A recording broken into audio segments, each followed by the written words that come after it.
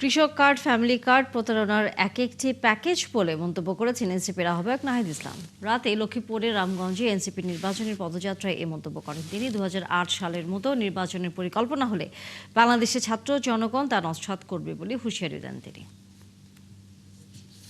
প্রতিশ্রুতি দিয়েছিল, তারা এবারও মিথ্যা প্রতিশ্রুতি দিচ্ছে। কৃষক কার্ড, ফ্যামিলি কার্ড, এটা হচ্ছে একটা প্রতারণার প্যাকেজ।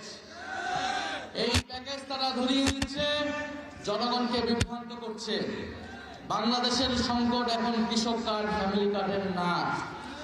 বাংলাদেশের সংকট হচ্ছে বাংলাদেশের অর্থনীতিকে চাঙ্গা করা, ঋণ খেলাপিদের বিচারের আওতায় আনা, লুটেরাদের বিচারের আওতায় আনা এবং বাংলাদেশে যাতে বিনিয়োগ আসতে পারে সেই ধরনের স্থিতিশীল ব্যবস্থা তৈরি করা।